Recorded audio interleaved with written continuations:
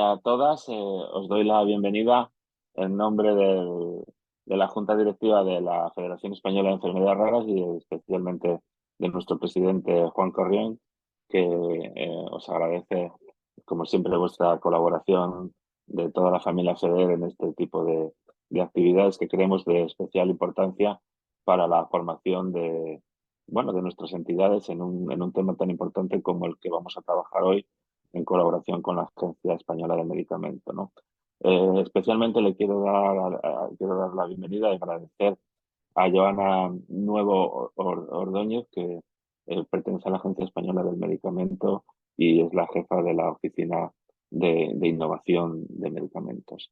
Hoy el tema en el que vamos a trabajar en estos próximos minutos es el tema del reposicionamiento de medicamentos como una nueva oportunidad de desarrollo de medicamentos para medicamentos huérfanos o para enfermedades raras, ¿no?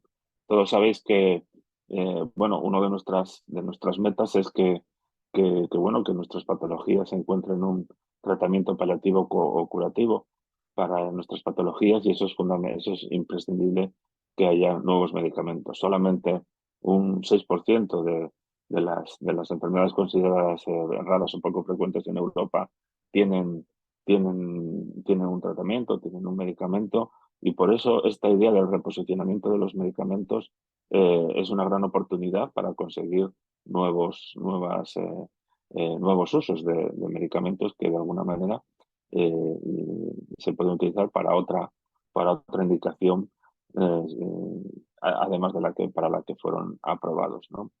De hecho, la idea fundamentalmente de este seminario es que podamos entender cómo un medicamento, cuando ya tiene la opción de poder ser utilizado para otra indicación, podamos nosotros aprovecharnos de esa situación, ¿no?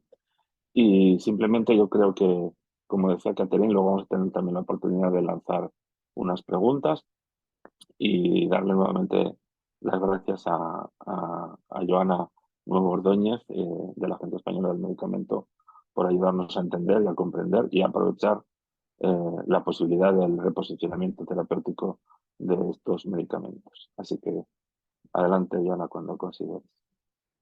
Pues muchísimas gracias por la introducción y también por invitarme a participar en esta jornada.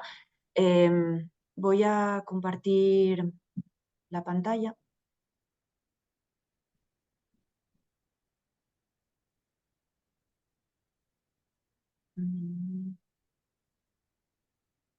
Y decidme si la podéis ver. La vemos, Joana. ¿La veis Sí, ampliada? sí. No, ampliada no. No, ampliada no. A ver. Vale. Ahora sí, ¿no? No. Aún no. Ya he visto que le has dado a la opción de verlo en pantalla completa, pero nosotros lo seguimos viendo. Sabemos a la izquierda todas las diapositivas. ¿Aún no lo veis así? No, no No. vemos en pantalla completa. A ver si...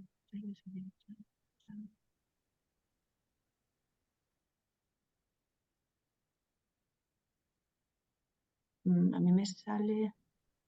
A ver aquí. No.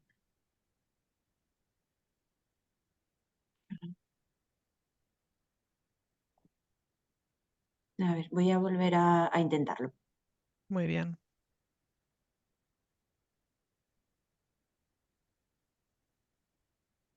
Ahora sí.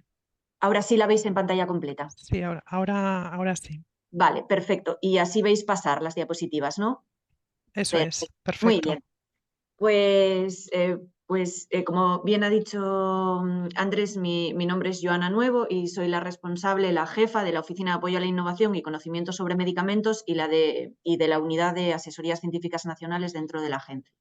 Y hoy voy a comentaros el proyecto europeo de reposicionamiento que la Agencia Española del Medicamento y Productos Sanitarios junto a la Agencia Europea de Medicamento está liderando Y antes de ello, quería daros unas pinceladas de lo que es la Oficina de Apoyo a la Innovación. Somos 3 personas en esta unidad. Como comentaba, yo soy la jefa y conmigo están Sonia Bermúdez y Almudena Moral. Y dentro del organigrama de la agencia estamos dentro del Departamento de Medicamentos de Uso Humano, el cual tiene distintas divisiones, y pertenecemos orgánicamente a la División de Gestión y Procedimientos de Registro, aunque reportamos directamente al jefe del Departamento de Medicamentos de Uso Humano, Antonio Blázquez, y a la jefa adjunta, Ana López de la Rica. ¿Qué hacemos dentro de la Oficina de Apoyo a la Innovación? Coordinar asesorías científicas nacionales, me detendré más en este punto a lo largo de la charla. También llevamos a cabo la coordinación para la regulación de nuevos medicamentos, aquellos medicamentos que aún no están regulados como tal, como es el caso de la transferencia de microbiota fecal, que hay distintos puntos de vista de cómo regularlos dentro de los distintos Estados miembros, o los fagos.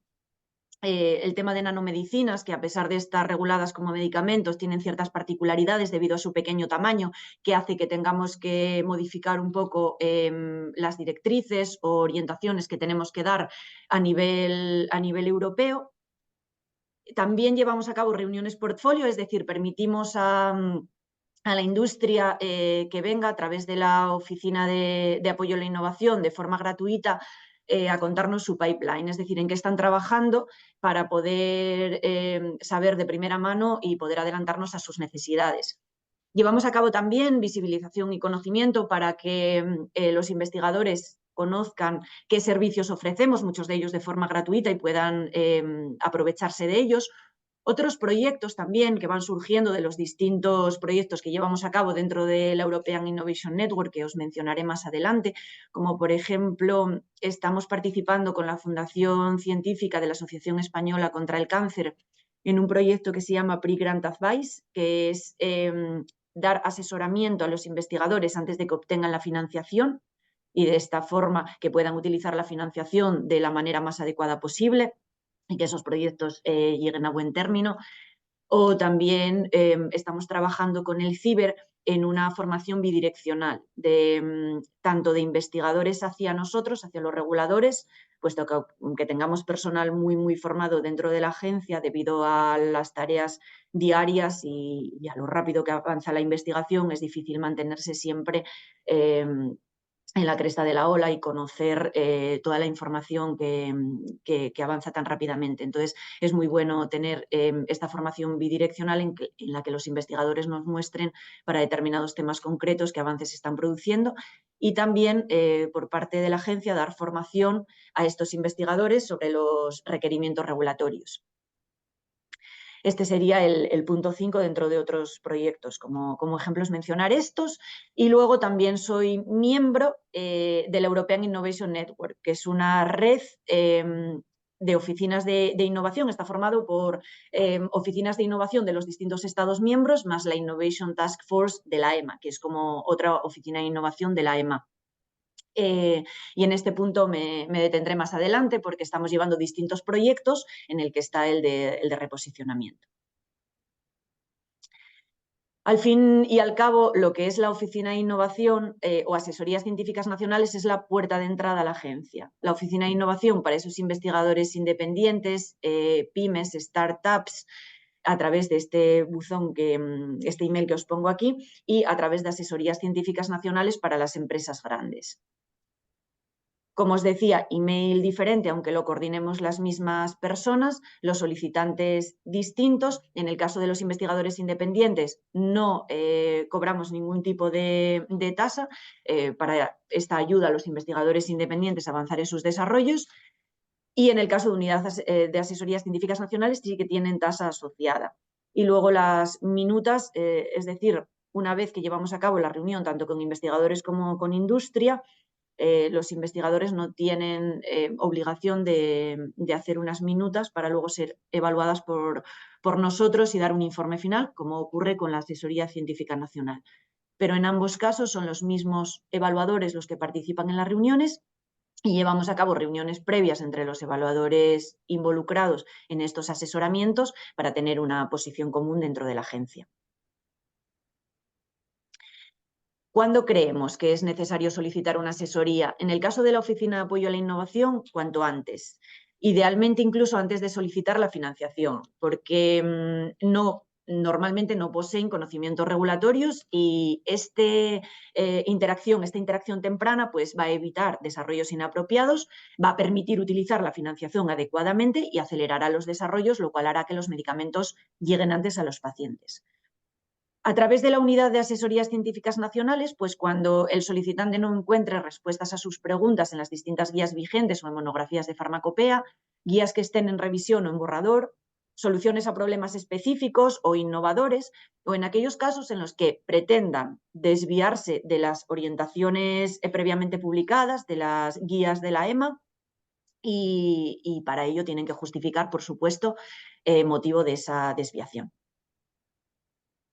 Al final, las asesorías científicas nacionales, tanto para investigadores independientes a través de la Oficina de Innovación como para industria a través de asesorías científicas nacionales, es una herramienta en la que acercar y poner en una reunión a solicitantes con las autoridades reguladoras. En este artículo del 2015 del Nature Reviews Drug Discovery, se publicó que los asesoramientos científicos y regulatorios aumentan la probabilidad de obtener la solicitud de una autorización de comercialización en un 90% cuando han obtenido un asesoramiento y, por supuesto, han seguido las indicaciones de los evaluadores, frente a un 40% que no lo habían solicitado, con lo cual es verdad que esta herramienta regulatoria, que es incluso gratuita para los investigadores independientes, asociaciones de pacientes, pequeñas industrias, SMEs o pymes, parece ser muy útil en el desarrollo de los medicamentos y que puedan llegar cuanto antes a los pacientes. Y este apoyo lo damos durante todo el ciclo de vida del medicamento, independientemente en qué punto estén. Pueden tener preguntas durante el desarrollo del producto o durante la fase preclínica, clínica, variaciones o incluso postautorización. Y para ello, nosotros involucraremos a los distintos evaluadores de las distintas divisiones que comentaba anteriormente dentro del Departamento de Medicamentos de Uso Humano.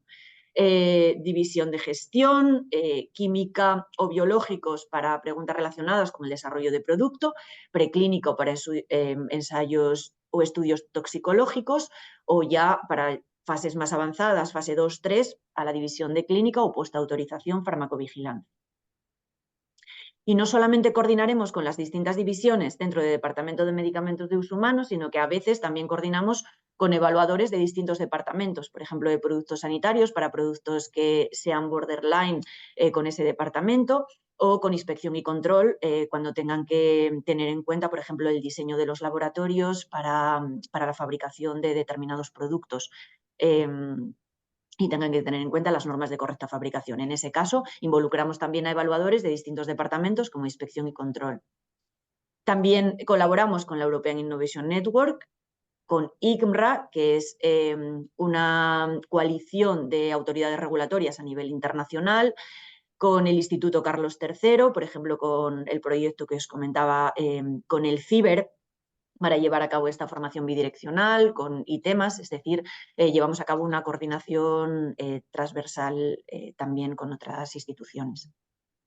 Y la idea es hacer una coordinación vertical en vez de hacer una coordinación horizontal, que es lo que se estaba llevando hasta ese momento. Es decir, que como creemos que es mucho más útil, como comentábamos con Caterina al inicio de esta sesión, que los evaluadores y con Beatriz, que los evaluadores, que los investigadores puedan contactar con la Oficina de Innovación directamente, nosotros responder las consultas, sino contactar la Oficina de Innovación con los evaluadores adecuados dentro de las distintas divisiones de Departamento de Medicamentos de Uso Humano o evaluadores de distintos departamentos dentro de la Agencia Española del Medicamento, y si no es posible responder de este modo a las consultas, pues consultar con la European Innovation Network o incluso con ICMRA para dar una respuesta armonizada y que seamos nosotros el vínculo para dar respuesta al solicitante y que no tenga que ser el solicitante el que tenga que ir a distintas puertas, lo cual ralentizaría, o sea, disminuiría mucho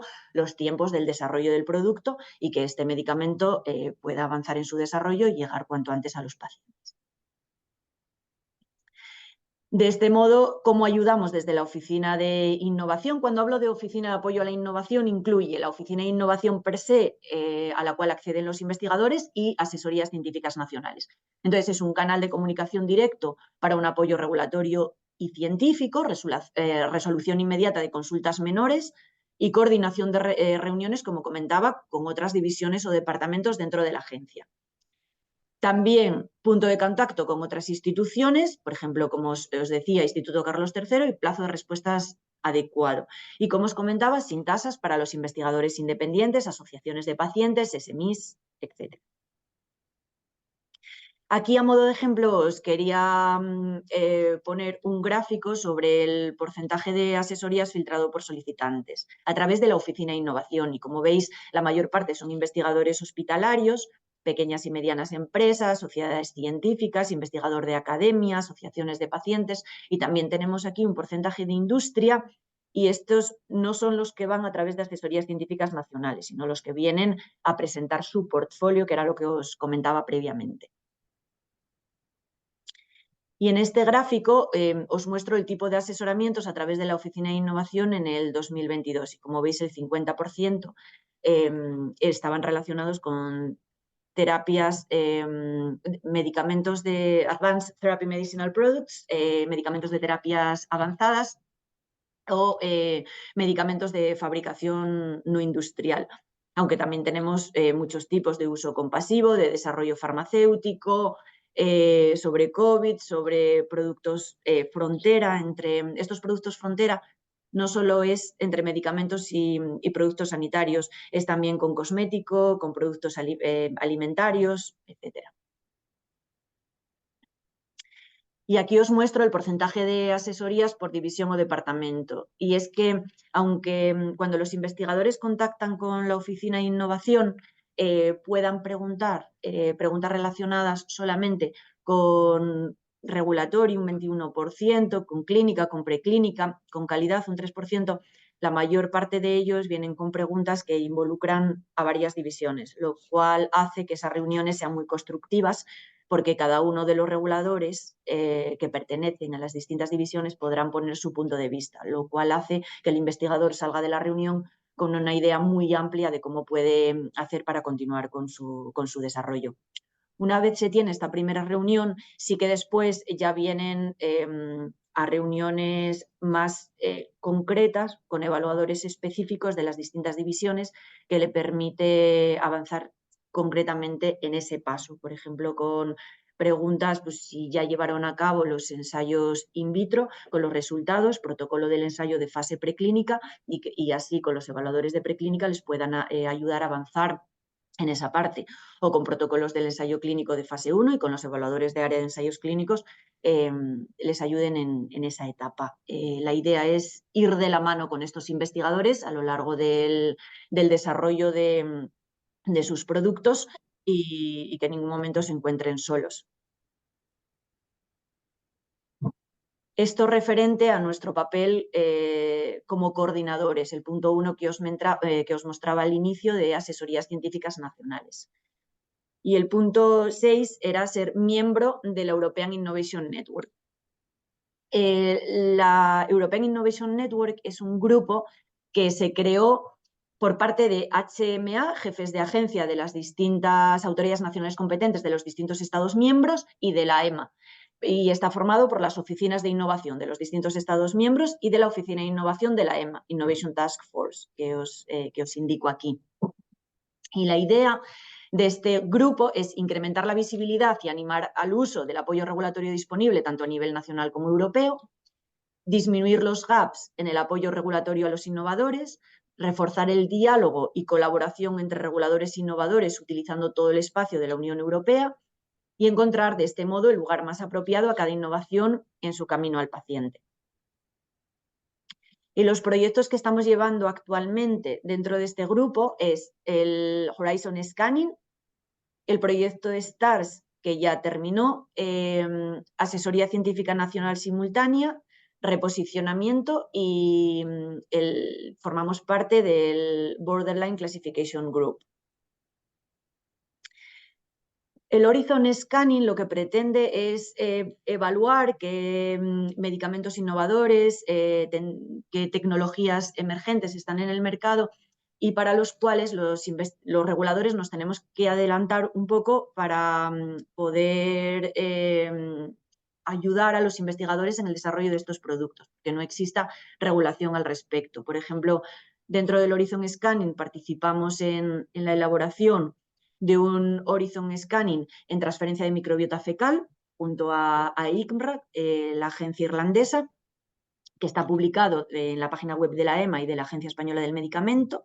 También participamos en Horizon Scanning Report para Genome Editing junto a la Agencia Europea del Medicamento, que también está publicado, y actualmente estamos participando con la República Checa y con la Universidad de Basilea, que son investigadores independientes, para la elaboración de un Horizon Scanning Report en nanotecnología.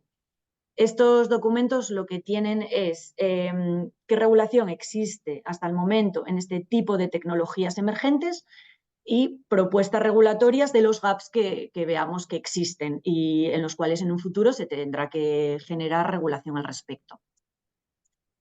El proyecto de STARS lo que pretendía era mejorar el conocimiento regulatorio de los investigadores independientes y fue un proyecto de 3 años en el que la Agencia Española del Medicamento llevó a cabo los 3 pilotos de este proyecto y todo está publicado en la página web de STARS y también en la de la EMA y en la de la Agencia Española del Medicamento. Asesoría Científica Nacional Simultánea, lo que pretendemos es dar este asesoramiento científico que os comentaba a nivel nacional, pues existe otro que es a nivel centralizado con el Scientific Advice Working Party de la EMA, pues es dar uno descentralizado, es decir, en el que participen varias agencias nacionales o reguladoras de medicamentos de la Unión Europea, que un investigador o industria puedan obtener en una misma reunión la opinión de 2 o más agencias. Y en este momento lo que estamos permitiendo son 2 agencias y una como observadora. El último, como en el 4, el de reposicionamiento, me voy a detener más, pues el último es reuniones que tenemos dentro del grupo, tenemos un grupo específico para debatir estos medicamentos frontera y cómo lo ven los distintos Estados miembros para dar indicaciones a nivel nacional. Es este papel de coordinación vertical que os comentaba anteriormente, que poder dar nosotros asesoramiento, pero con una conversación previa dentro de este grupo. Y llegamos ya al European Repurposing Project Pilot, proyecto europeo de reposicionamiento que, como os comentaba, está siendo liderado por nosotros junto a la Agencia Europea del Medicamento. Antes de explicaros el proyecto en sí, quería empezar explicando la definición. Y para nosotros el reposicionamiento es identificar un nuevo uso para un medicamento en una indicación muy diferente para la cual está autorizado o se ha concebido su uso hasta el momento. Poniéndolo un poco gráfico, pues sería, en este caso, el medicamento sería la bota y el nuevo uso pues sería como maceta. Como ejemplos tenemos la talidomida, el germen de por qué surgió toda la regulación de medicamentos. Una vez se descubrió que producía efectos en los fetos, porque se daba a las mujeres embarazadas para evitar las náuseas durante los primeros 3 meses, pero ahora se utiliza para pacientes con cáncer, con mieloma múltiple. Y este es un claro ejemplo de que un medicamento utilizado para una indicación en la cual se vio que producía más perjuicio que beneficio, puede ser utilizado para otra indicación y dar buenos resultados. Otro es el sildenafilo, que inicialmente se empezó a utilizar como antihipertensivo y luego se vio que la indicación para la cual tuvo el mayor éxito y funcionalidad era la disfunción eréctil. Otro ejemplo, el allopurinol, que es un antineoplásico y también inhibidor enzimático. o el amantadine, que es un antiviral y también tiene en su indicación el Parkinson, para el cual se investigó posteriormente. Estos son algunos ejemplos y como ventajas del reposicionamiento, pues podemos ver que actualmente hay mucha investigación y durante esta investigación se vio que las enfermedades están más caracterizadas, que se conocen mejor las bases moleculares y se pueden identificar dos indicaciones, es decir, dos enfermedades que puedan curarse atendiendo o incidiendo sobre la misma base molecular. Esto hace que tenga la gran ventaja el reposicionamiento de un menor coste, porque vas a tener una menor inversión. Tenemos que tener en cuenta que el medicamento ya está autorizado. Un medicamento autorizado ya tiene toda la preclínica hecha, o sea, todo el desarrollo hecho, toda la preclínica hecha y ya ha demostrado que es seguro.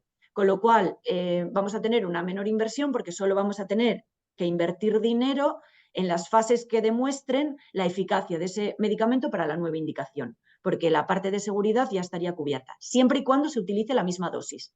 Esto es importante. Si se utiliza una dosis superior para este reposicionamiento, ya habría que hacer quizás algún tipo de ensayo toxicológico para demostrar que es seguro para estos pacientes. Pero esta menor inversión podría ser debido a que no haya que realizar estos ensayos preclínicos. Esto disminuye también los tiempos de autorización. En un medicamento normal tenemos unos tiempos de autorización desde que se empieza a desarrollar el medicamento hasta que se autoriza de unos 10-12 años y esto puede disminuirse a 5 o menos.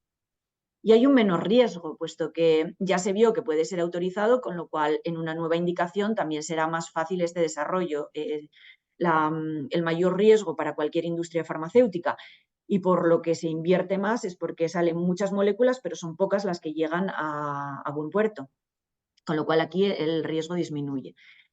Y este coste y tiempo también disminuyen con la posibilidad de utilizar datos de vida real.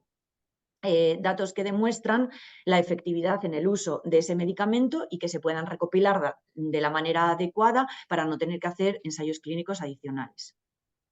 Esto hace que se pueda utilizar el reposicionamiento para necesidades médicas no cubiertas o enfermedades minoritarias. Aunque existen varios retos, me gusta más llamarlo que desventajas. Por ejemplo, uso off-label. Los médicos siguen teniendo la capacidad y potestad, bajo su responsabilidad, de poder recetar un medicamento para una indicación, para otra indicación diferente. Sin embargo, esto tiene la desventaja de no poder hacer seguimiento de la eficacia de ese medicamento. También tiene como reto la necesidad de inversión. Hay veces que es cierto que ya existen los datos preclínicos, que a lo mejor incluso con datos a vida real o bibliografía evitaremos incluso llegar a hacer estos ensayos clínicos de fase 3 para la nueva indicación, pero hay veces que no. Hay veces que se necesitan hacer estos ensayos clínicos de fase 3 y para ello es fundamental llevar a cabo una inversión y esta inversión puede ser con una colaboración, por ejemplo, público-privada.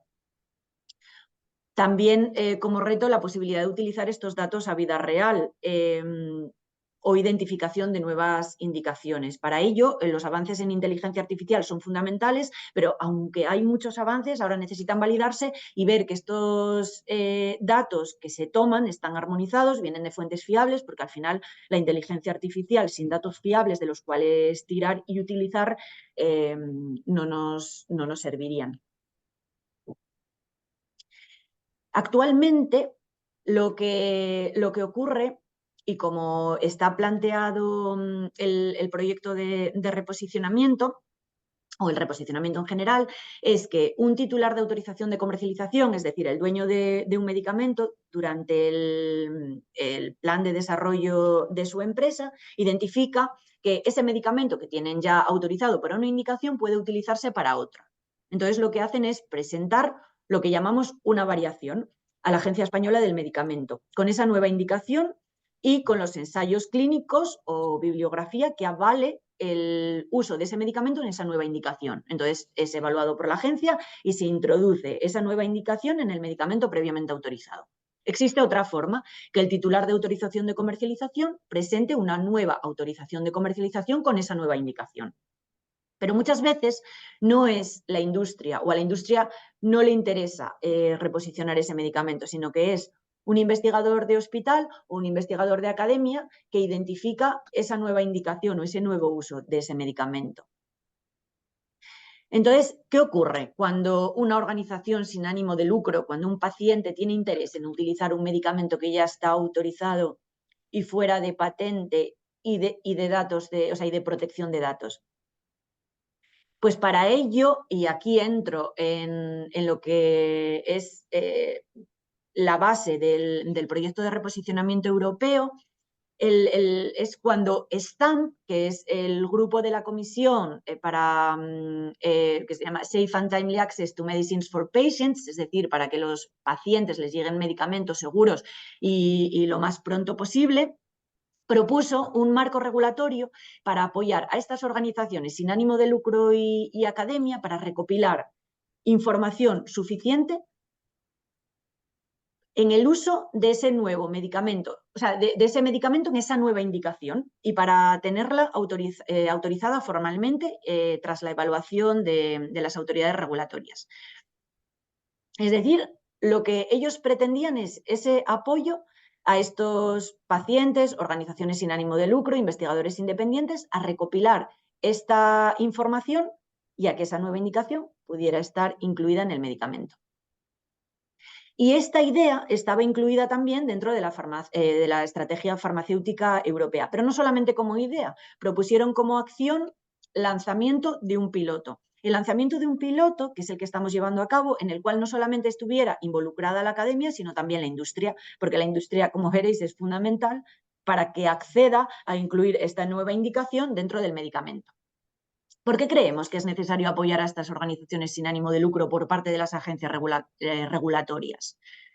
Porque aunque están involucrados en generar y analizar datos de fuentes diferentes, les falta conocimiento y recursos para poder entender las rutas y requisitos regulatorios, así como qué datos adicionales puede haber ya o necesiten ser generados de nuevo. Esto quedó muy patente y muy evidente en el proyecto de STARS, esta falta de conocimiento regulatorio, y por eso en el proyecto de STARS se publicaron una serie de recomendaciones, los cuales estamos llevando a cabo su implementación tanto a nivel nacional como a nivel europeo, para intentar mejorar este conocimiento regulatorio por parte de los investigadores. También necesitan saber cómo acceder a los datos preclínicos o clínicos que no han sido publicados por la industria, cómo encontrar un TAC del producto final que quiera colaborar en el proyecto e incluir la nueva indicación dentro de su autorización de comercialización. Y luego normalmente no están equipados o no tienen recursos o la intención para actuar como TAC cuando quieren obtener esa autorización de comercialización o cumplir con las responsabilidades tras la obtención de esa autorización de comercialización, ya que un investigador normalmente está centrado en su investigación, en avanzar con sus experimentos y no en dar el salto que suele ser bastante importante, a ya tener que hablar con las autoridades regulatorias y prefieren dejarle eso al TAC, al titular de autorización de comercialización. Entonces, los objetivos del proyecto de reposicionamiento serían evaluar la claridad y comprensibilidad del piloto, tanto por parte de estas organizaciones sin ánimo de lucro como por parte de todas las partes interesadas, llamados comúnmente stakeholders, que participan en el reposicionamiento de medicamentos. Chequear la viabilidad que tienen estas organizaciones sin ánimo de lucro de recopilar todos estos datos necesarios para solicitar una asesoría científica a la agencia, ya que están acostumbrados más a tener reuniones informales y no a la presentación de datos de forma comprensiva para poder ser evaluados por los evaluadores de la agencia. También el piloto tiene como objetivo identificar gaps y evaluar necesidades de llevar a cabo adaptaciones, monitorizar el proceso más allá de dar este asesoramiento científico, sino la inclusión de esta nueva indicación dentro del medicamento, y crear un informe que recoge la evaluación del piloto. Y lo que sí todos estuvimos de acuerdo es que la nueva indicación debería contribuir a una necesidad médica no cubierta. Para ello, el grupo de STAMP de la comisión creó un Repurposing Observatory Group, es decir, un grupo de coordinación que está formado por miembros de las agencias nacionales competentes, miembros de la Agencia Europea del Medicamento, miembros de asociaciones de pacientes, de investigadores independientes, de pequeñas y medianas empresas, de industria y también de financiadores, con el fin de supervisar la implementación del piloto. Y también creamos un grupo más pequeño que llamamos subgroup, formado por miembros de la European Innovation Network, que como os comentaba anteriormente, está formado por miembros de las oficinas de innovación de las distintas agencias nacionales competentes, de la Agencia Europea del Medicamento, con el fin de dar apoyo regulatorio para asegurar el desarrollo correcto del piloto. Y ambos grupos, como la coordinación de ambos grupos, como la coordinación del proyecto en general, lo llevamos la Agencia Española del Medicamento junto a la EMA. Y tenemos reuniones mensuales con cada uno de estos grupos para avanzar de forma adecuada. Aquí os quería mostrar las etapas y tiempos del piloto. El piloto empezó a finales de octubre, a finales del 2021. El siguiente paso fue presentar las solicitudes por parte de estas organizaciones sin ánimo de lucro, que se conocen como, o las hemos mencionado o denominado Champions, que presentaron sus proyectos. Estos proyectos de reposicionamiento, para reposicionar medicamentos, los presentaron tanto a la Agencia Europea del Medicamento como a la autoridad nacional competente que ellos considerasen. Y utilizaron un template, una plantilla que habíamos creado para ello. El tercer paso fue que las agencias nacionales competentes o la EMA seleccionaron las solicitudes que fuesen más maduras, teniendo en cuenta unos criterios de elegibilidad que también habíamos elaborado, pues que el medicamento tenía que estar fuera de patente, fuera de protección de datos y de mercado, tendría que ser para una necesidad médica no cubierta, etcétera, para poder seleccionar, ya que tuvimos muchas aplicaciones, para poder seleccionar cuáles podrían beneficiarse de la participación en el piloto. La cuarta etapa, y es en la que estamos ahora, es los asesoramientos científicos que estamos dando a estas organizaciones sin ánimo de lucro por parte de las agencias nacionales competentes y por parte de la EMA. Y esto dura 2 años. Y la fase final sería la inclusión de esta nueva indicación dentro de la autorización de comercialización de un medicamento. Que el titular de autorización de comercialización aceptase a incluir esta nueva indicación para la cual ya hay evidencia de eficacia, incluirla dentro de su autorización de comercialización. Progreso hasta la fecha, pues está publicado un documento de preguntas y respuestas con mucha información sobre el piloto, también, como os comentaba, la plantilla para presentar los distintos proyectos, se elaboró los criterios de elegibilidad para seleccionar las solicitudes recibidas, las presentaciones de las solicitudes ya está cerrada, selección completada y ahora mismo estamos en el asesoramiento científico por parte de la EMA y de las autoridades nacionales competentes. Y también elaboramos lo que se llaman Key Performance Indicators, es decir, indicadores de desarrollo de proyecto para evaluar y elaborar el informe final. Como en esta diapositiva os quería mostrar un resumen de los proyectos recibidos y de los seleccionados. Empezando por la EMA, recibieron directamente 35 solicitudes de proyecto y de esos 35 fueron elegibles para participar 23. Pero los recursos de la EMA eran limitados, entonces entre ellos solo se seleccionaron 7 para llevar a cabo el asesoramiento científico centralizado, que se conoce como Scientific Advice Working Party. En el caso de las agencias nacionales fue parecido. La única diferencia es que como recibimos menos solicitudes, pudimos coger algunos que no fueron seleccionados por la EMA, que son las barras en gris, 2 en el caso de España. Nuestros recursos también son limitados, no podemos cogerlos todos, entonces lo que hicimos fue priorizar por aquellos investigadores de nuestro país. En nuestro caso, investigadores españoles que habían presentado su proyecto directamente a la EMA y no les habían podido dar asesoramiento, pues fue cogerlos y darles nosotros ese asesoramiento. Y lo mismo hicieron la agencia alemana y la belga.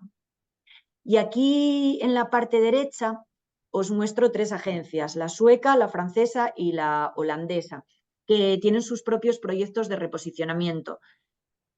Esto es así porque ya los tenían antes de empezar con el proyecto europeo de reposicionamiento. De todas formas, estamos colaborando con ellos, participando en distintos congresos. De hecho, tenemos un miembro de la agencia sueca participando en el Repurposing Observatory Group y la idea es conocer cómo están avanzando ellos con los proyectos y cuando el nuestro termine, el europeo termine, pues poder hacer una estrategia armonizada en un futuro. Aquí podéis ver los proyectos recibidos y seleccionados tanto por la EMA como por la Agencia Española del Medicamento, filtrado por área terapéutica. En el caso de la EMA, los proyectos estaban relacionados con enfermedades cardiovasculares, del sistema inmune, inflamatorias, neurodegenerativas y de oncología. Y en el caso de la agencia, uno estaba relacionado con una enfermedad neurodegenerativa, otra enfermedad renal, uno inflamatorio y uno de oncología. Y aquí os muestro el tipo de solicitantes. La mayor parte de las solicitudes o los proyectos recibidos por parte de la EMA eran de academia, seguido de grupos colaborativos, organizaciones sin ánimo de lucro y organizaciones de pacientes. Y en el caso de la agencia, uno venía de una organización de pacientes, otro de un investigador de academia, otro de hospital y otro de la Asociación Europea de Urología. Y este es el flujo de trabajo durante el asesoramiento en la agencia. Nosotros cuando recibíamos una propuesta para reposicionar un medicamento, lo que hacíamos era tener una reunión breve con el investigador en el que le comentábamos qué información necesitaría recopilar y presentarnos para llevar a cabo la asesoría científica. Y también le comentábamos la posibilidad de presentar estos datos de vida real que pudieran evitar la realización de ensayos clínicos y así retrasar el desarrollo del producto, en este caso, la inclusión de esta nueva indicación.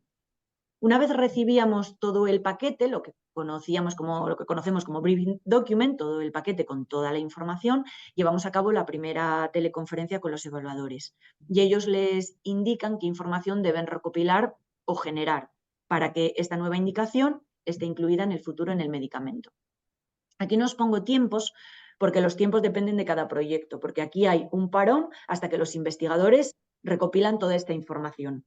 Una vez nos la envían, que puede ser información bibliográfica, datos a vida real y propuesta de ensayo clínico si fuese necesario, tenemos una segunda reunión con los evaluadores que evalúan esta información y les dicen si sería aceptable o no incluir esta nueva indicación en el medicamento en el futuro o no. Y os quería mostrar el primer caso de éxito dentro del piloto, que se trató de un investigador español que presentó su proyecto a la agencia y tras esa primera reunión nosotros le dimos las indicaciones de qué información necesitaba recopilar.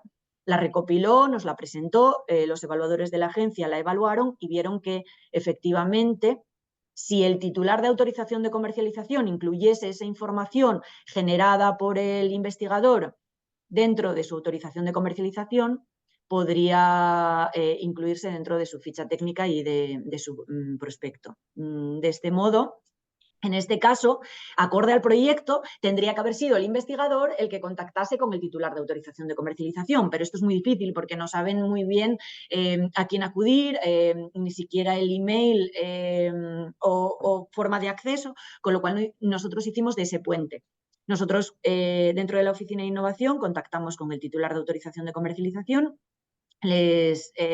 junto al evaluador implicado dentro de la agencia, y les comentamos que podrían incluir, o sea, que el investigador tenía todos los datos para que pudiesen incluir esa nueva indicación en el medicamento. Aceptaron, presentaron una variación a España y Portugal, que en este caso se llama procedimiento de work sharing, fue evaluado por ambas agencias y actualmente está incluida esta nueva indicación en el medicamento del titular de autorización de comercialización. Para facilitar este paso, lo que hice también como miembro de la European Innovation Network es hablar con mi homóloga de Portugal, comentarles el caso, y ella habló con su asesoría, con su unidad de asesoramiento científico nacional para poder que todo estuviera alineado y avanzar de manera adecuada en el proyecto. Pero finalmente esa indicación está incluida en el medicamento tanto en España como en Portugal. Y esto no hubiese sido posible sin una colaboración muy estrecha entre investigadores, reguladores e industria. Retos observados hasta la fecha pues están relacionados con los asesoramientos científicos nacionales. Los asesoramientos científicos nacionales están pensados para el avance en el desarrollo de un medicamento, en el diseño de los estudios, pero no en la preevaluación de los datos, que es lo que estamos haciendo, con lo cual tendremos que ver si que estos proyectos lleguen a través de la asesoría científica nacional es lo correcto o no en un futuro, pero eso es como uno de los objetivos del proyecto.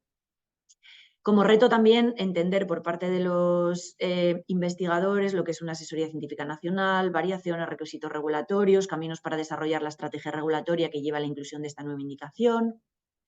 También asegurar la continuidad del proyecto en el caso de que las organizaciones sin ánimo de lucro requieren llevar a cabo ensayos clínicos adicionales, ya que pueden requerir financiación o porque les resulte más fácil utilizarlo off-label. Esto puede ser un hándicap porque los investigadores en el momento que llegan a la necesidad de tener que hacer este ensayo clínico pueden verse efectivamente con la necesidad de financiación para llevar a cabo estos estudios. Y retos también en encontrar un titular de autorización de comercialización que quiera incluir esta nueva indicación en la autorización de comercialización. Como oportunidades, pues hemos incrementado esta interacción entre agencias reguladoras, entre investigadores e industria. Hemos hecho que se comprendan por parte de los investigadores independientes mejor los requisitos regulatorios y científicos, por ejemplo, elección y validez de variables seleccionadas, uso de datos uso de datos de vida real, etcétera. Y también vamos a tener la posibilidad de evaluar el piloto junto a otros proyectos de reposicionamiento llevados a cabo en otros Estados miembros, como os comentaba ahora, Francia, Holanda y Suecia, para elaborar una estrategia armonizada a nivel europeo en un futuro.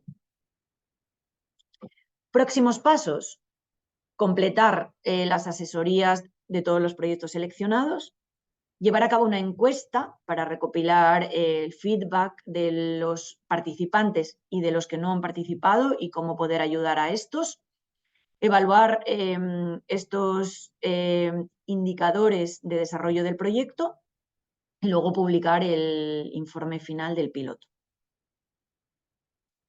Y antes de finalizar, os quería también comentar que debido a que el reposicionamiento es una estrategia está entre las estrategias de la agencia, bajo la presidencia del Consejo de la Unión Europea, que llevamos a cabo el último semestre del año pasado,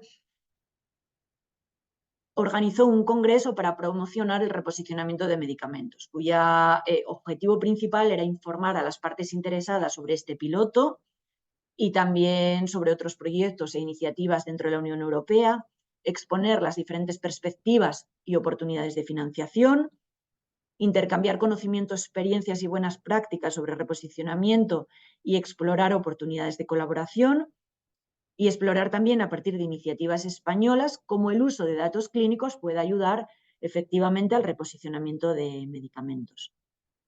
Y ya para finalizar, algunas lecciones aprendidas de este congreso, pues se vio claramente la necesidad de aumentar la interacción entre las partes interesadas, entre investigadores, reguladores, financiadores, pymes, industria, pacientes.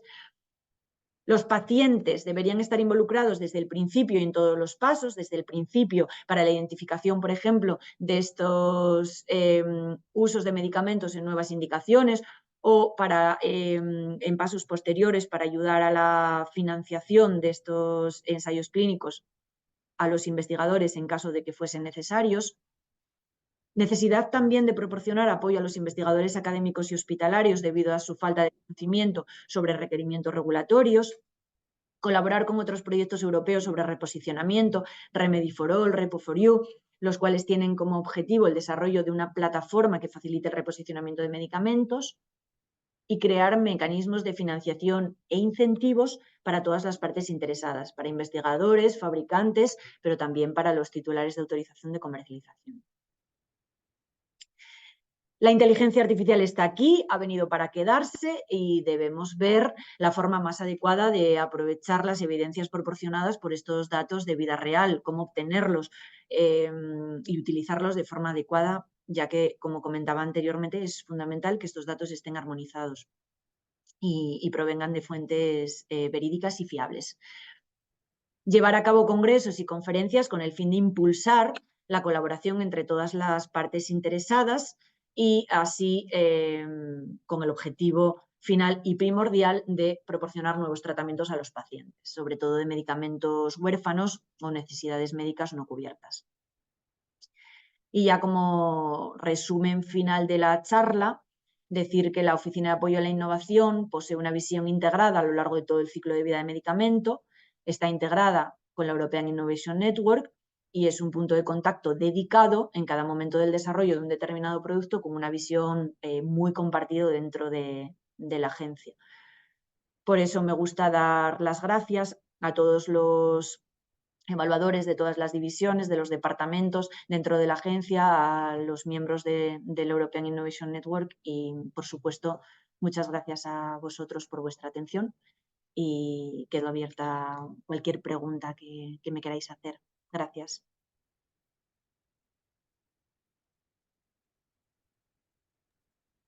En todo caso, muchas gracias a ti, Joana, por esta intervención. Para nosotros ha sido muy clarificadora. No sé si hay alguna persona que tiene alguna duda que nos la pueda trasladar a través del chat, por favor. Si no, nosotros tenemos alguna duda que poder transmitirte, Joana. Si alguno de los asistentes tiene una duda a posteriori, os voy a poner aquí un correo electrónico para que nos la trasladéis y si no te importa, Joana, la compartiríamos para que quizá más tarde o bueno, cuando todo el mundo integre la información, quizá les surja alguna duda, la podamos compartir más adelante. Por supuesto. Pues Fernando, sé que tenía alguna duda y le voy a dar paso a ver si nos la puede compartir. Sí, ¿se me oye? Sí. Sí. Hola, Joana. Nada, yo Hola. soy Fernando Torquemada, yo trabajo aquí en FEDER, soy abogado, ¿vale? Entonces, pues bueno, muchas veces me enfrento pues a consultas, ¿no? de nuestras entidades pues relacionadas con este asunto, ¿no? Y bueno, ya a mí me han surgido pues dos cuestiones, ¿no? Cuando ibas desarrollando tu intervención. La primera de ellas es al hablar del uso off-label, al hablar del uso fuera de indicación, vamos, para no previstos en la ficha técnica, en el prospecto, digamos, del medicamento, cuando uno lee el Real Decreto que lo regula, el de acceso a medicamentos en situaciones especiales, y se va al capítulo específico del off-label, de fuera de ficha técnica, lo que lee es que la agencia podrá emitir informes respecto de esa nueva indicación, ¿no? De un medicamento concreto. Entonces, a mí yo la duda que tengo siempre es, entiendo que cuando el Real Decreto dice podrá, se está dando a entender que si no existe ese informe previo de la agencia recomendando un uso distinto de un medicamento para una patología diferente no prevista en el prospecto, entiendo que si no existe ese informe previo, el medicamento, el especialista, el médico especialista, lo podría, no obstante, prescribir, ¿no? Entiendo que sí, ¿no?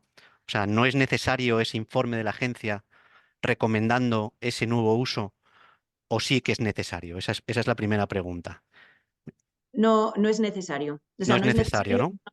porque el médico tiene la potestad, Mm, bajo su responsabilidad, eso de es, prescribir un medicamento fuera de indicación. fuera de Así está. indicación. Sí, el problema, y ellos lo saben y todos somos conscientes, es difícil recopilar las evidencias de Las eficacia una evidencias. vez que se hace eso.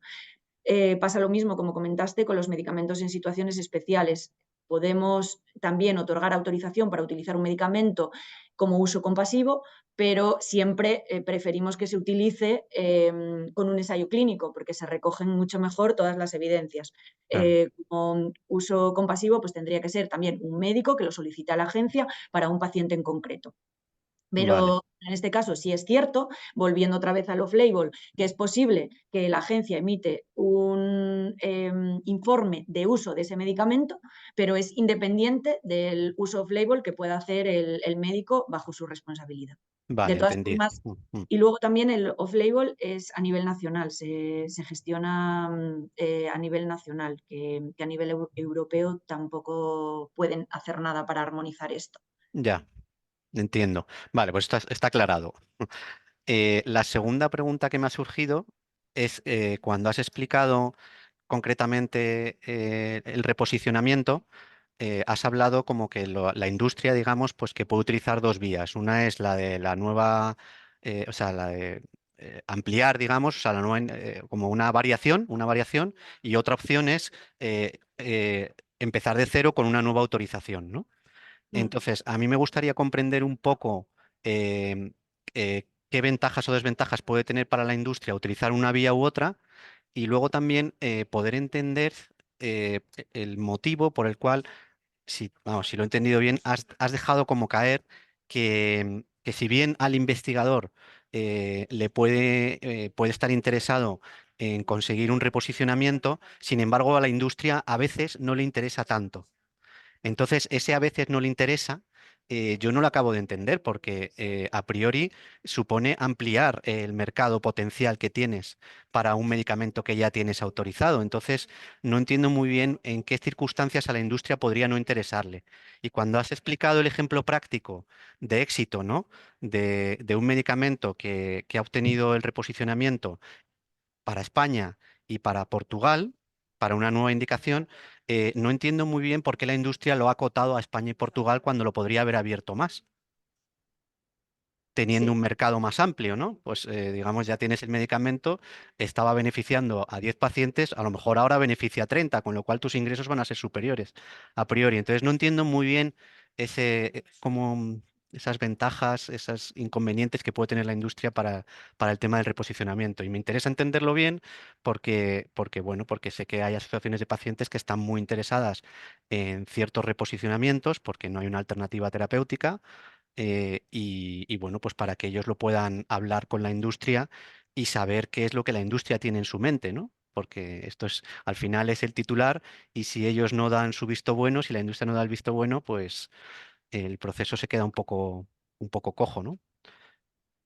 No sé si me he Muy, explicado bien muy, todo. muy, muy relevantes y sobre la mesa actualmente con la nueva propuesta de legislación farmacéutica. O sea que has dado en el clavo, intentaré explicar lo mejor posible y si no, me cortas o ampliamos. Muy bien, Respecto a la gracias. primera parte, pues las ventajas es que si un titular de autorización, de comercialización, ya tiene autorizado el medicamento y es el mismo el que está viendo la posibilidad de utilizarlo para una nueva indicación, lo más fácil es que presente esta variación y lo incluye. Suelen ser alrededor de 2.000 euros lo que cuesta la tasa, presenta el nuevo ensayo clínico o datos de evidencia tiempo de vida real y la incluye en su nuevo medicamento. La otra opción es que no sea ese TAC el que incluya esa indicación, sino que sea otro TAC, otro titular de autorización de comercialización, una nueva compañía que quiera utilizar ese medicamento que está fuera de datos de protección y fuera de datos de mercado, que quiera utilizar ese medicamento para otra indicación. Entonces puede hacerlo. Esa es la cuestión y la diferencia entre ambas. Vale, entendido. O sea, la variación sería cuando el titular es el que lo propone Justo, y la nueva autorización cuando sería pues otro laboratorio, por ejemplo, ¿no? eso Ya, es. cuando ya ha finalizado la patente, por ejemplo. Justo, esa Claro. es la diferencia. Vale. Y luego, los inconvenientes que ve la industria, eso nos lo plantearon porque dentro del Repurposing Observatory Group tenemos industria involucrada. Y la cuestión es que tienen que hacer después farmacovigilancia de la nueva indicación. a veces no tienen incluidos los especialistas dentro de la compañía porque no estaba previsto utilización de ese medicamento para esa indicación. Entonces es como incluirlo en ese momento por petición de la agencia, en este caso, pues a ellos les puede resultar no ser atractivo o verlo como una obligación. Eso por un lado. Por otro, normalmente cada vez que incluyen una nueva indicación les baja el precio. Entonces tampoco les suele interesar tener más indicaciones a pesar del incremento de ventas, que eso es así, pero Entiendo, depende para qué, porque si es para una enfermedad minoritaria, a veces no les interesa. claro. De hecho, dentro de la nueva propuesta de legislación farmacéutica, hay dos artículos, uno dentro de la directiva y uno dentro del reglamento, que lo que pretenden es dar 4 años de protección de datos para esa nueva indicación, que es lo que están requiriendo, y de este modo quizás incentivar así al TAC para incluir esa nueva indicación con esos 4 años. Y también están proponiendo que se lleve efectivo y de manera vinculante este proyecto europeo de reposicionamiento. Es decir, que si un investigador es capaz de recopilar toda la evidencia necesaria para que el TAC pueda incluir esa nueva indicación y los reguladores lo evalúen y estén de acuerdo, que la industria, y pone shall, esté obligado de algún modo a incluir esta nueva indicación en sus medicamentos. Ya. Y entonces eso está sobre la mesa, ahora va a haber debates, posiciones de cada uno de ellos, pero esas son las dos propuestas que están siendo incluidas en la nueva propuesta de legislación farmacéutica. Es decir, obligar un poco de algún modo que la industria, cuando los reguladores consideran adecuada la evidencia generada por los investigadores, que la incluyan, para Ya. evitar este uso off-label, que al final no está regulado por las agencias reguladoras, ni hay una evidencia demostrada o evaluada En- para poder ser utilizado off-label. Entiendo. Entonces, Vale. esos son un poco las razones. Y la última parte, ¿por qué el titular de autorización de comercialización solo España o Portugal? Pues ese caso específico lo llevamos al CMDH, que es el Grupo de Coordinación de Procedimientos Nacionales y Descentralizados de Autorización de Comercialización. Y lo llevamos allí y ahora mismo, como está planteada la legislación, es que es el titular de autorización de comercialización el que decide si incluirlo o no y dónde incluirlo. Y en este caso, España, nosotros accedimos a la sucursal de ese laboratorio español, accedió, convenció a sus superiores y lo hizo con Portugal también, pero no lo pudo hacer con el resto de países. Ya. Y este caso, y la agencia no tiene potestad para Ya, claro. obligar en ningún caso a que un titular de autorización de comercialización, que es su decisión estratégica de si incluir o no esa nueva indicación, qué ventajas tiene para ello y qué beneficios. En el fondo, hasta que esto, propuesta de legislación farmacéutica, si se lleva a cabo o no se lleve a cabo, no se puede Ya, hacer nada en claro. ese sentido. No, entendido. Y súper aclaradas las cuestiones. La verdad es que me has ido contestando cada una de ellas y me has aclarado muchísimo. Pues nada, yo no sé, yo no tengo más preguntas. Caterina, no sé si ha entrado alguna Por más aquí por el tenemos chat. alguna más, sí. Van en torno a cómo identificar los medicamentos que ahora mismo están siendo reposicionados. Nos dice, por ejemplo, Juan Miguel, que cómo conocer esos medicamentos para que el médico se los pueda pautar. Desde las asociaciones, ¿cómo podemos saber qué medicamentos se están utilizando en ese reposicionamiento? Un poco para conocer si hay algún tipo de base de datos, de plataforma donde se pueda consultar este tipo de fármacos y que puedan estar a disposición para los médicos que tratan pacientes con enfermedades minoritarias. En ese sentido no puedo responder. No puedo responder porque como es potestad del médico el que haya identificado esa evidencia de eficacia en el uso de ese medicamento por tratamiento de otros pacientes o en congresos o con colegas de otros hospitales, desconozco si existe esa base de datos. Nosotros lo que nos llegan son propuestas de proyectos, evaluación por nuestra parte y avance para la inclusión de esa nueva indicación dentro de los medicamentos, pero desconozco si hay una base de datos para conocer qué medicamentos se pudiesen utilizar. Muy bien. También nos preguntan, dice, en todo el proceso se nos dice que los pacientes deberían de participar en el proceso. ¿Cómo podrían participar estos pacientes? Yo la forma que veo más como asociación de pacientes sería, por ejemplo, en la financiación de estos proyectos, de estos ensayos clínicos, en el caso de que se tuviesen que llevar a cabo estos estudios adicionales para demostrar la eficacia de esta nueva indicación. Y también en la identificación de estas moléculas y en algún caso el médico les prescribe. Ahí hay una identificación clara de un medicamento que puede ser reposicionado. Entonces podrían contactar con nosotros dentro de la agencia y comentárnoslo. Yo vería esas dos claras, pero que estamos abiertos a que si ellos identifican algún paso de los comentados en los que pudiesen participar, que nos contacten, que contestamos además muy rápido y estamos abiertos a que puedan participar y colaborar. Muy bien.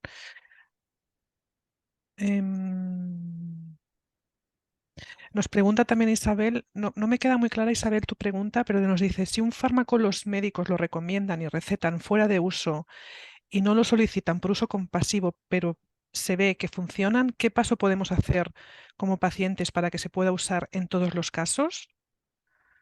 Claro, ese es el ejemplo, o sea, la diferencia entre utilizarlo off-label o uso compasivo. Con un uso compasivo, cuando un médico decide que no existe un medicamento autorizado que puedan utilizar para un paciente. Entonces, el mecanismo que utilizan es el uso compasivo.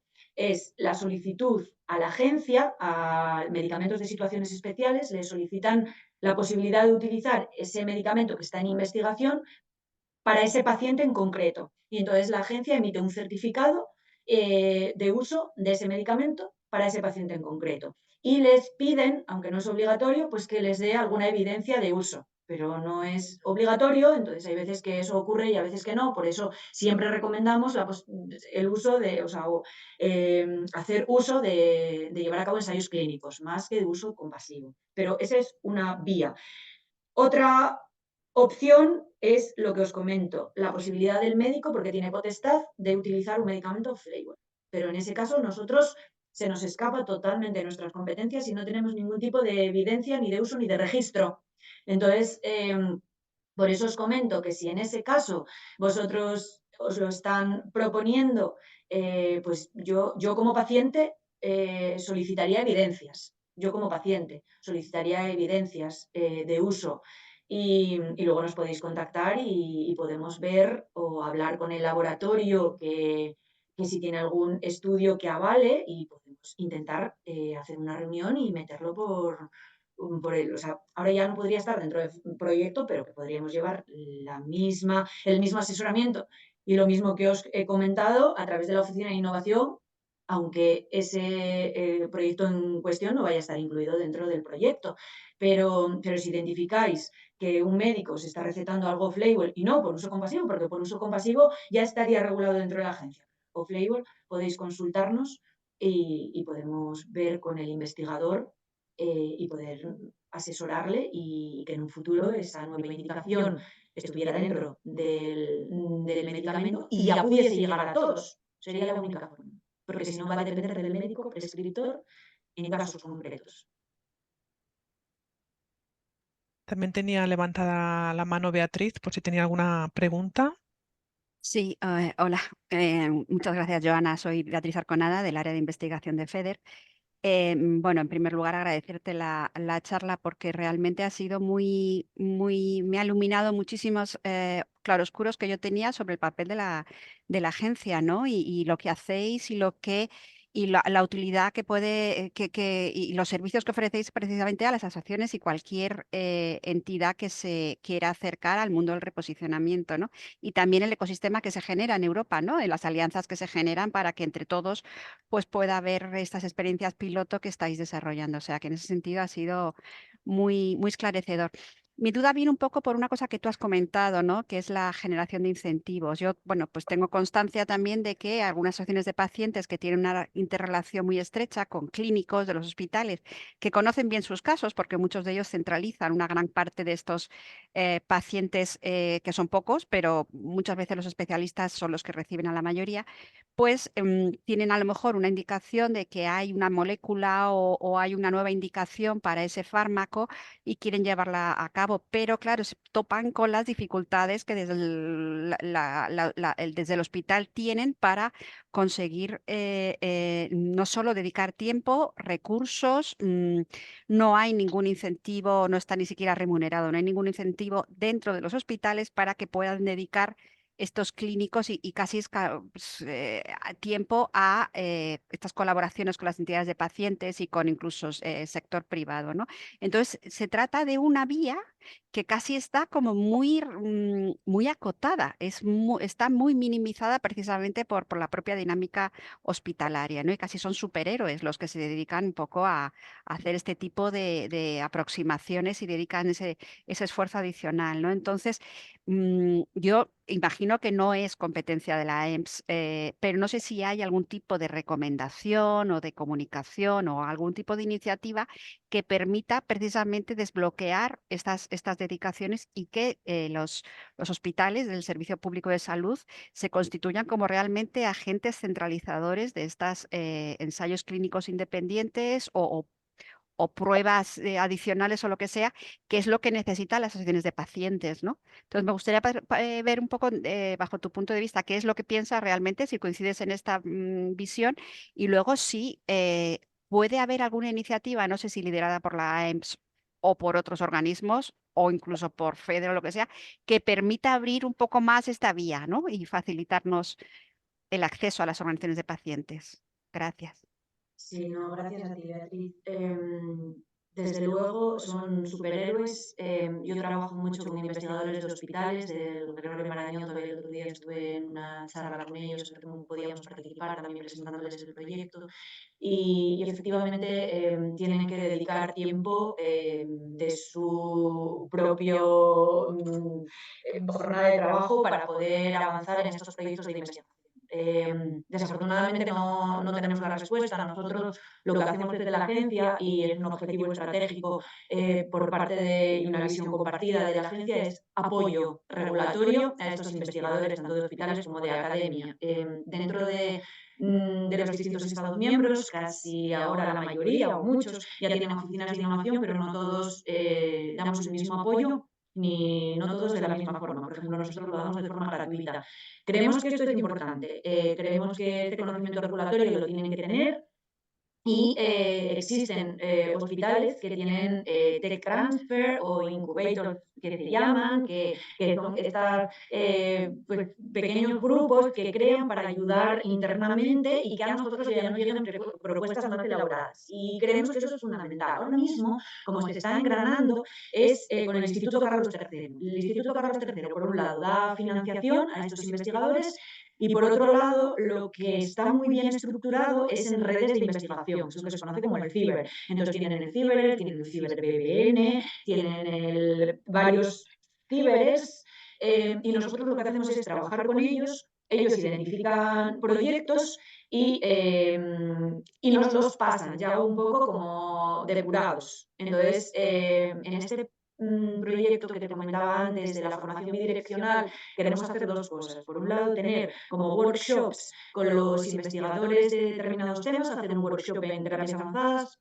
hacer un workshop en nanomedicina, y que ellos nos expliquen los avances que tienen y nosotros los requisitos regulatorios, que eso no va a evitar que luego accedan para proyectos concretos a través de la Oficina de Innovación y tengan un asesoramiento más concreto. Eso no lo va a evitar, pero sí cuestiones que están saliendo en muchas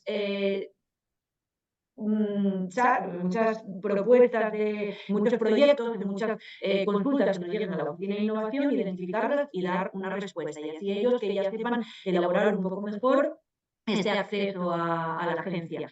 Y por otro lado, también estamos hablando con ellos como la posibilidad de que los coordinadores vengan a la agencia y hagan como estancias también para ver un poco cómo se pueden coordinar internamente y ayudar a estos investigadores de academia y hospitales. Porque al final ayudamos a los investigadores de academia, pero realmente los que están más avanzados en los ensayos clínicos suelen ser los investigadores de hospitales, que han identificado algo, pero que no tienen el tiempo o los recursos.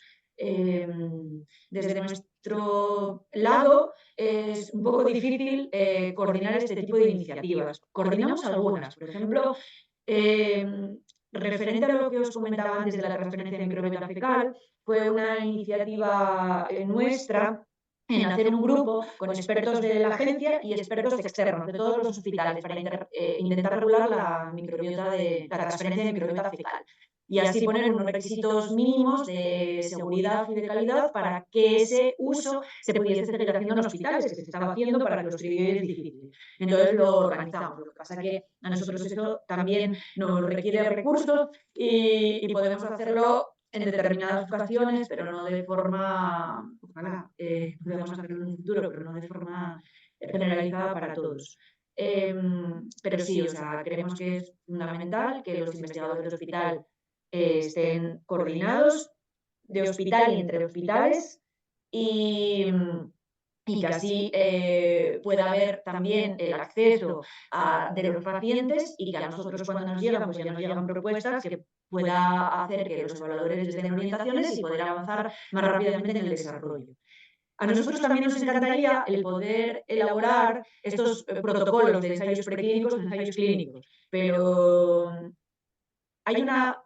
somos fuertes en una cosa en la agencia, y es que los evaluadores que se dedican a evaluar nuevos registros de medicamentos son los mismos que evalúan variaciones, los mismos que dan las editorias. Esto hace que la capacidad de asesoramiento sea muy grande, pero la capacidad de recursos y de tiempo más limitada. Entonces, somos muy fuertes respecto a otras agencias en este sentido, pero a veces los recursos hacen que no podamos ser tan ágiles como nos gustaría. Entonces tenemos que jugar ahí con ese balance para poder seguir dando apoyo de la máxima calidad en los tiempos más adecuados posibles. Pero vamos, que estoy totalmente de acuerdo contigo en que sería fundamental incentivar a todos y cada uno de ellos y que alguien que esté por arriba y que pueda tomar decisiones vea esta necesidad. Gracias. Gracias a ti. Perdón, respondiendo a Armando, decirle que esta charla ha quedado grabada y después puede ser compartida. Es una grabación de YouTube y que se puede revisar más adelante cuando se necesite. Pues no sé, Joana, ¿hay alguna pregunta que ya ha sido respondida mientras que nos respondías a otras? O sea que yo ya daría por finalizada la jornada. Si hay alguna consulta posterior, y por favor escribidnos a sio-asociaciones@enfermedades-raras.org, como eso os he dejado en el chat, y nada más. Agradeceros la asistencia, agradecerte, Joana, esta intervención que nos ha clarificado muchísimo y nada. Pues muchísimas gracias a vosotros por invitarme a participar y estamos a vuestra disposición. En la última diapositiva yo os comparto la presentación y en la última diapositiva tenéis los correos tanto de la Oficina de Innovación como asesorías como el mío personal. O sea que no dudéis en preguntarnos cualquier duda que tengáis o cualquier proyecto y intentaremos ayudaros. Muchas gracias. Gracias a vosotros. Muchas gracias, Joana. Muchas gracias. Un saludo, Joana, y gracias por vuestra Muchas colaboración. gracias. Sí, sí.